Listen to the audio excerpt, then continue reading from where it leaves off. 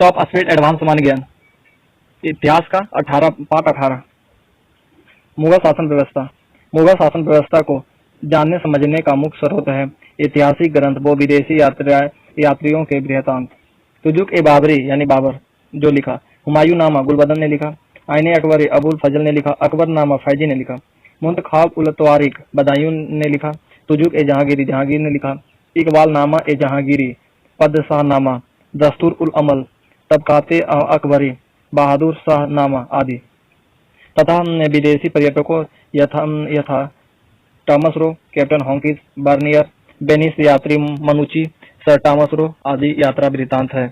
मुगल कालीन शासन व्यवस्था मुख्य रूप से सामंतशाही थी, जिसमें शासक यानी बादशाह से ही समशक्तियां शुरू होती थी और बादशाह पर ही खत्म हो जाती थी। प्रशासनिक तौर पर मुगल शासन व्यवस्था केंद्रीकृत नौकरशाही व्यवस्था थी। मुगल साम्राज्य के संस्थापक बाबर ने दिल्ली सल्तनत के सुल्तानों से अलग बादशाह व पादशाह की उपाधि धारण की थी।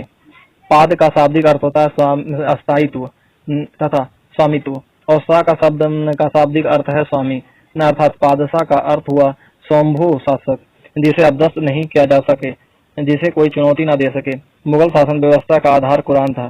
सैद्धांतिक तौर पर उलेमा द्वारा फतवे जारी कर किसी शासक को पदच्युत किया जा सकता है, पर व्यवहार रूप में शासन की प्रबल शक्ति के सामने किसी फतवे का कोई अर्थ नहीं होता था। मुगल शासन व्यवस्था में मंत्री परिषद को विजारत कहा जाता था। बादशाह के बाद वजीर का पद मुख्य व सर्वाधिक महत्वपूर्ण था। बाबर के शासनकाल में वजीर का पद अत्यंत महत्वपूर्ण था। दीवान का पद भी काफी महत्वपूर्ण था, जो वित्त विभाग का प्रधान होता था। मुगल बादशाह सभी विभागों का प्रधान होता था। वकील का पद सम्राट के बाद सबसे महत्वपूर्ण था, जिसके कर्तव्यों को बादशाह अकबर ने दीवान, मीर बख्शी, सदर उल सदर और मीर समन में विभाजित कर दिया था। मुगलों की राजकीय भाषा फारसी थी। सैन्य विभाग के प्रमुख को मीर बख्शी कहा जाता था। मुगल काल के प्रमुख अधिकारी वो कार्य, अधिकारी पद इसका कार्य, वकील ए मुतलक यह विजारत यानी मंत्रिमंडल का प्रधान यानी प्रधानमंत्री होता था।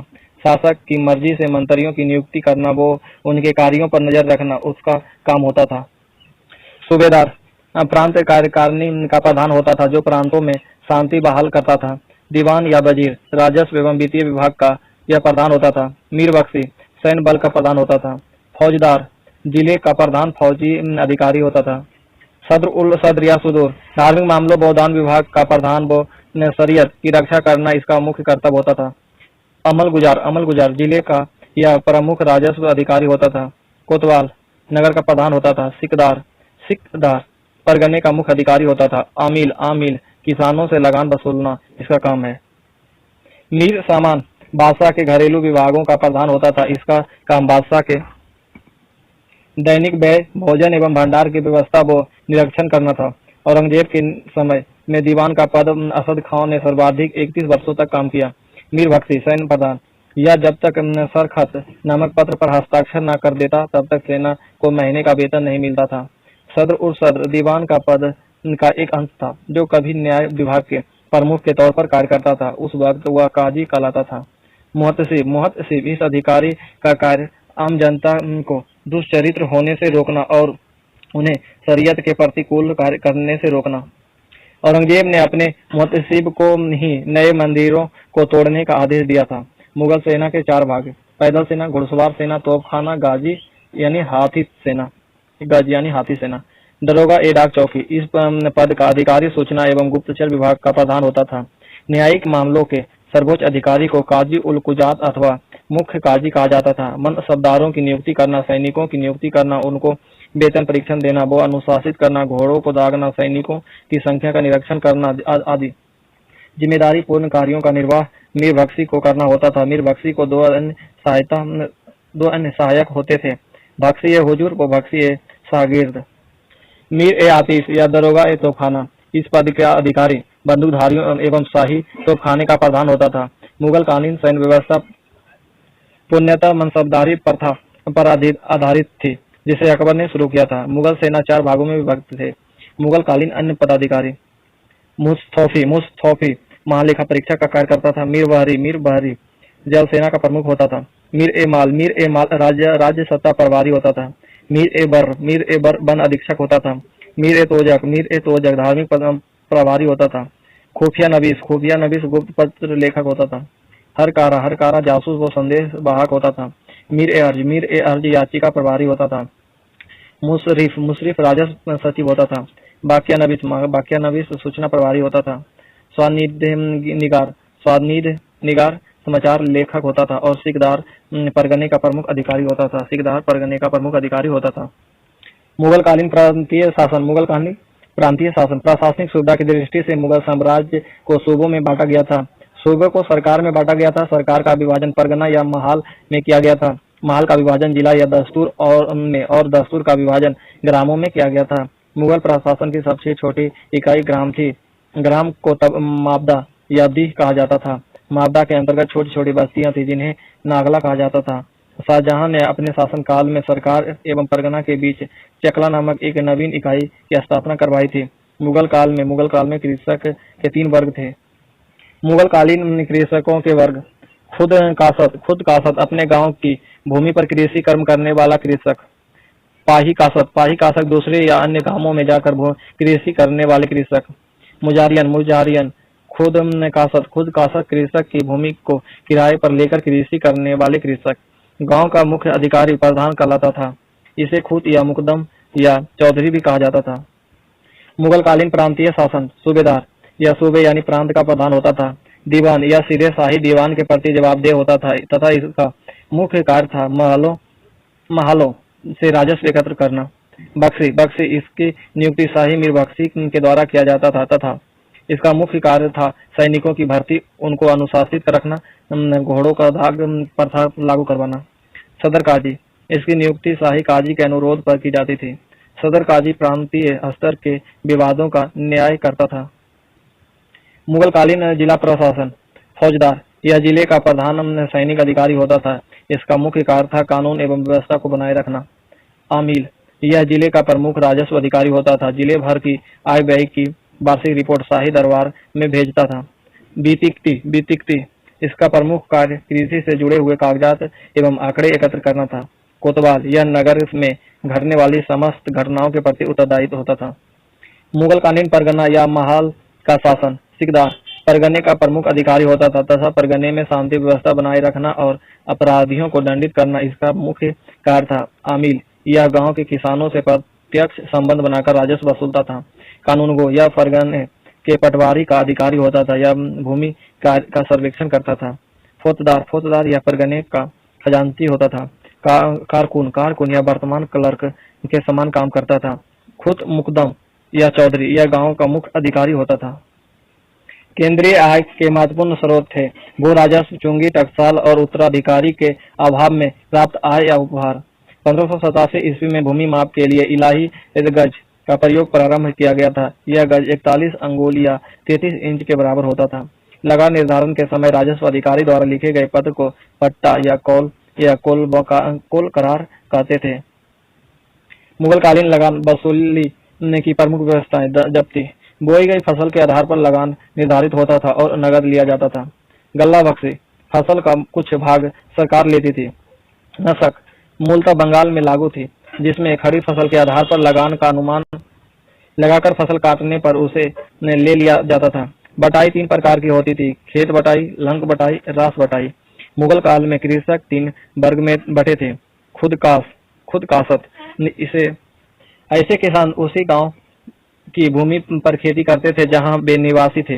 इनकी भूमि पर अस्थायी अधिकार होता था। मुगल काल में कृषक 3 वर्ग में बटे थे: खुद कासत ऐसे किसान उसी गांव की भूमि पर खेती करते थे जहां के निवासी थे। इनकी भूमि पर अस्थायी अधिकार होता था। पाही कासत ऐसे किसान के पास जमीन कम रहने के कारण खुद कासत कृषकों की जमीन किराए पर लेकर कृषि कार्य करते थे। मुजारियन ये खुद कासत कृषकों से उनकी भूमि किराए पर लेकर कृषि कार्य करते थे। इनके पास अपनी भूमि नहीं होती थी जिस पर वे खेती कर सके। मुगलकालीन सैन्य व्यवस्था पूर्णतः मनसबदारी प्रथा पर आधारित था। मनसबदारी व्यवस्था की शुरुआत अकबर द्वारा की गई थी। अकबर के समय प्रत्येक उच्च पदाधिकारी को काजी एवं सदर को छोड़कर युद्ध में शामिल होना पड़ता था। अकबर के शासनकाल में सबसे छोटे मनसब 10 एवं सबसे बड़ा मनसब 10,000 का होता था। मनसबदारों को नगद व जागीरें दोनों देने की व्यवस्था थी। यदि मनसबदारों की मृत्यु कार्यकाल में हो जाता था तो उसकी संपत्ति जब्त कर ली जाती थी। जहांगीर ने सवार पद में 2 अस्पा एवं सिंह अस्पा की व्यवस्था की थी। मुगल काल में पैदल सेना 2 प्रकार की होती थी, आसाम एवं सेनबंदी। आसाम सैनिक युद्ध करने वाले होते थे, से बंदी मालगुजारी वसूलते थे। घुड़सवार सेना भी 2 प्रकार की होती थी, सिलेदार एवं बरगीर। सिलेदार सेना घोड़े एवं अस्त्र की व्यवस्था स्वयं करती थी। बरगीर सेना को सारा अस्त्र सरकार से मिलता था। तोप खाना भी 2 भागों में बटा था, जिनसी एवं दस्ती। जिनसी में भारी तोपें होती थी, दस्ती में हल्की तोपें होती थी। हस्ती सेना में हाथियों पर सवार होकर युद्ध किया जाता था, ये खास कहलाते थे। अकबर के समय जल सेना का प्रधान अमीर उल बहर कहा जाता था। मुगल काल में शिक्षा एवं साहित्य। हुमायूं ने दिल्ली में शेर मंडल नामक व्यक्तिगत पुस्तकालय की स्थापना की। अकबर ने अपने पुस्तकालय में अनेक दुर्लभ पुस्तकों को जमा किया। शाहजहां ने दिल्ली में कॉलेज का निर्माण कराया तथा दारुल बका नामक कॉलेज की मरम्मत कराई। मुगल राज परिवार का सबसे विद्वान शासक दारा शिकोह था। इसने भगवत गीता, युग वशिष्ठ, उपनिषद एवं रामायण का अनुवाद फारसी में करवाया। मुगल काल में प्रमुख शिक्षा का केंद्र आगरा, फतेहपुर सीकरी, दिल्ली, गुजरात, लाहौर, सियालकोट, जौनपुर तथा अजमेर था। मुगल कालीन राजस्व व्यवस्था। मुगल सत्ता के राजस्व 2 प्रमुख स्रोत हैं। नंबर 1 केंद्रीय स्रोत व स्थानीय या प्रांतीय स्रोत। केंद्रीय आय के महत्वपूर्ण स्रोत निम्नलिखित थे। भू राजस्व, चुंगी, टकसाल, उपहार, नगद कर, व्यक्तियों पर लगाकर, उत्तराधिकारी के अभाव में प्राप्त आय। भू राजस्व मुगल सत्ता का सर्वाधिक महत्वपूर्ण आय स्रोत था। मुगल शासकों में अकबर ने ही सर्वप्रथम भूमि या भूमि कर व्यवस्था को सुव्यवस्थित ढंग से संगठित करने का प्रयास किया। अकबर ने शेरशाह द्वारा भू राजस्व हेतु अपनाई जाने वाली राई नामक पद्धति को भी उसकी उपयोगिता के कारण कायम रखा।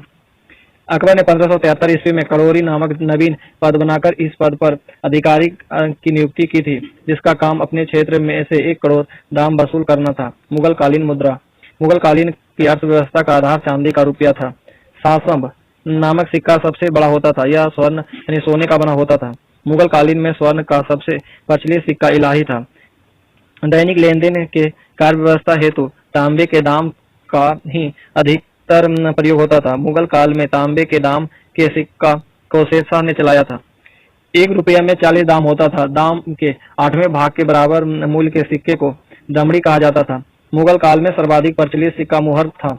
असीरगढ़ विजय के उपलक्ष्य में अकबर ने एक सोने का नवीन सिक्का चलवाया था। इस सिक्के के एक और बाज की आकृति खुदी होती थी। अकबर द्वारा जारी कुछ सिक्कों पर राम सिया की मूर्ति होती थी और राम सिया लिखा होता था। बाबर ने काबुल में शाहरुख नामक चांदी का सिक्का तथा कंधार में बाबरी नामक चांदी का सिक्का चलवाया था। आना नामक सिक्के का प्रचलन शाहजहां ने अपने शासनकाल में करवाया था।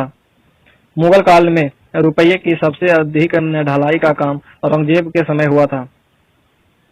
जहांगीर द्वारा जारी किए गए सिक्कों पर उसकी आकृति खुदी होती थी।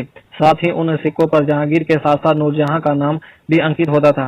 अकबर ने शेरशाह की तरह अपने राज्य की भूमि की नाप जोख करवाकर भूमि को उत्पादकता के आधार पर 1/3 भाग लगान के रूप में देना निश्चित करवा दिया था। अकबर ने 1580 ईस्वी में दसाला नामक एक नई प्रणाली को लागू किया। इस प्रणाली का आधार था वास्तविक उत्पादन, स्थानीय कीमतें, भूमि की उत्पादकता आदि। अकबर द्वारा शुरू की गई 10 साल यानी 10 वर्षों के आंकड़ों के आधार पर व्यवस्था को टोडरमल बंदोबस्त भी कहा जाता है। इस व्यवस्था के तहत भूमि का विभाजन निम्न 4 भागों में किया गया था। पोजल भूमि, सर्वाधिक उपजाऊ भूमि जिस पर नियमित रूप से वर्ष में 2 बार फसल उगाई जाती थी। प्रति भूमि, एक फसल उपजाने के बाद इस कम उपजाऊ भूमि को 1.5-2 वर्ष के लिए प्रति छोड़ दिया जाता था। छच्छर या चाचर भूमि, ऐसी कम उत्पादकता वाली भूमि जिस पर एक फसल उपजाए जाने के बाद भूमि की उर्वरा शक्ति लौटाने के लिए उसे 3-4 वर्षों के लिए प्रति छोड़ा जाता था। बंजर भूमि, अनुत्पादक भूमि यानी खेती हेतु सर्वथा अयोग्य भूमि। ऐसी भूमि पर किसी प्रकार का कर, अवस्था अथवा लगान नहीं लगता था। राजा टोडरमल ने 1570-71 ईस्वी में खालसा भूमि पर जब्ती नामक एक नई प्रणाली शुरू की थी, जिसमें 2 प्रकार से कर निर्धारण किया जाता था। एक प्रकार तहसील कहलाता था और दूसरे प्रकार तहसील। अकबर ने टोडरमल की कर प्रणाली को अंगीकार किया और उसमें अपनी तरफ से नई व्यवस्था भी जोड़ी थी। औरंगजेब ने नक्श प्रणाली को अपनाया था। उसने भू राजस्व की राशि की उपज का आधा कर दिया था। भूमि कर के विभाजन के आधार पर मुगल शासन व्यवस्था में राज्य की संपूर्ण भूमि 3 वर्गों में विभाजित किया गया था। मुगल साम्राज्य में भूमि विभाजन: खालसा भूमि केंद्र यानी बादशाह के नियंत्रण में ऐसी भूमि रहती थी। संपूर्ण साम्राज्य का प्रायः 20% भूमि खालसा भूमि होती थी, जिसका संपूर्ण आय शाही कोष में जमा होता था। जागीर भूमि: राज्य के प्रमुख अधिकारियों को वेतन के बदले में दी जाने वाली भूमि जागीर भूमि कहलाती थी। सयूरगल या मदद ए मासा मुख्यतः धार्मिक कार्यों के लिए अनुदान रूप में दी गई ऐसी भूमि मिल्क कहलाती थी। ऐसी भूमि पर लगान नहीं लगता था। मुगल सेना का प्रमुख अंग घुड़सवार था। मुगल सेना का वास्तविक संगठनकर्ता अकबर था।